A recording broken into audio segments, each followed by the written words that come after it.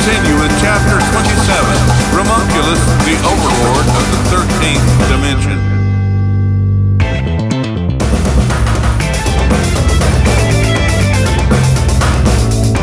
Ramunculus, the Overlord of the 13th Dimension, was an omnipotent entity, and in great contrast to Frog Munificent, who was smaller than a jelly bean, Ramunculus could be as large as a small planet, yet could compact himself so that he too, like Frog Munificent, could be smaller than a jelly bean. There was a rogue time thread coming toward the dwelling of Ramunculus the Overlord of the 13th Dimension, and Ramunculus scurried to a conveniently located nearby safe area. Rogue time threads were not unknown to occur, of course, but they were more obvious and equally more frequent in the 13th Dimension, where Ramunculus and his dwelling inside an extended Calabi-Yaw brain were located in space-time. The 13th Dimension was not so much a location as it was an existence, and as such, its existence was important to the overall structure of space-time itself. Ramunculus, the Overlord of the 13th Dimension, had a device which filtered rogue time threads, but using it in the 13th Dimension had unusual consequences for the other dimensions. So Ramunculus did not use the rogue time thread filtering device when he was in the 13th Dimension. In what historically is considered generally to be the defining event regarding the use of the rogue time thread filtering device, one of the unintended consequences caused the people of an entire planet to have pink and purple hair, which was all the more unusual because prior to Ramunculus, the Overlord of the 13th Dimension, using the rogue time thread filtering device in the 13th Dimension, none of the people of that planet had hair, let alone pink and purple hair. As the initial surprise and shock at suddenly having pink and purple hair subsided, it actually spawned an entire ecosystem of hair care, hairstyling, and general hair-focused industry, which on the good side mapped to the planet avoiding a troublesome financial crisis, although only after someone had the novel idea that hairstylists could be paid in currency rather than by happy thoughts. In fact, prior to this revelation, the entire economy of the planet was focused on using happy thoughts to pay for everything, something which had the bonus of saving the considerable expenses that traveled with printed currency and minted metal coins. Banks, bank workers, financial advisors, and other banking and money-related occupations, industries, and services. You might wonder, how can happy thoughts be used as a type of payment? And the answer is that in most places it cannot. But on this planet, the inhabitants had the unique ability to recognize and record happy thoughts, which they then used to barter among themselves.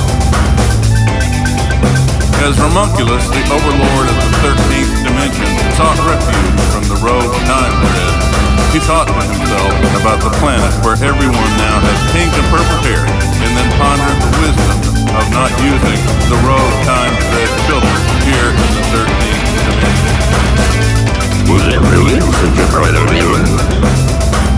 As Ramunculus, the Overlord of the 13th Dimension, was considering the logic of whatever he was pondering, the rogue time thread was coming nearer to the extended Calabi-Yaw brain that Ramunculus preferred to call home in the space-time of the 13th Dimension. And as the sound grew nearer and louder, Ramunculus was glad he had designed and built safe areas in and around the extended Calabi-Yaw brain. Was this the result of an omnipresent existential reality? Or was it simply something omnipotent entities do in the 13th Dimension? Ramunculus, the Overlord of the 13th Dimension, had a series of thoughts in this regard, but dismissed most of them and just observed, does it really matter? Like all the entities in the extended Calabi-Yaw brain, Ramunculus was fond of questions which only had philosophical answers, few if any of which were definitive in any exclusively unambiguous way. The rogue time thread now was barreling through the 13th dimension, and as usually tended to be the case, brought along with it a group of slammer clowns who were particularly brainwashed followers of the Grand Eye of Tole, the ex-Canadian who, even more than increasing the size of the Great Ball of String, desired to extend the standard galactic week by exactly 1 day, thereby making it evenly divisible by 3, something about which the Grand Eye of Tole dreamed and thought Finally, what they think.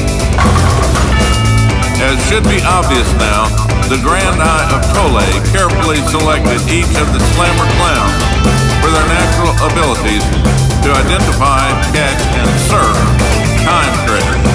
And this was one of the ways the Grand Eye of Tole gathered intelligence data on the activities of every planet and its inhabitants in the galaxy.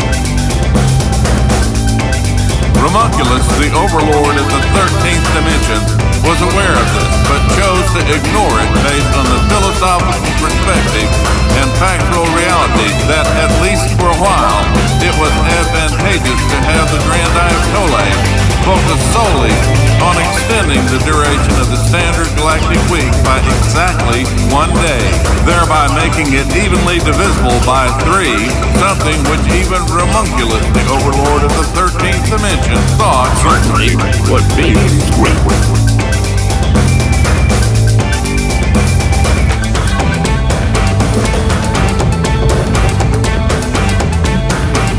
Embrace blood love, and blood love will be your master.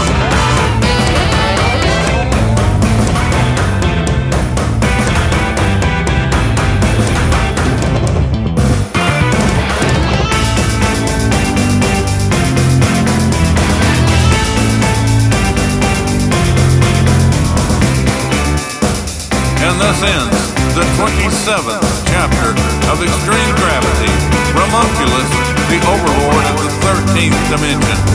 Stay tuned for the next chapter. Chuck, Woodward, Little Guy, and Donut. This has been brought to you by the fabulously fabulous, marvelously marvelous, wonderfully wonderful science fiction theater of the imagination. I'm Orwell.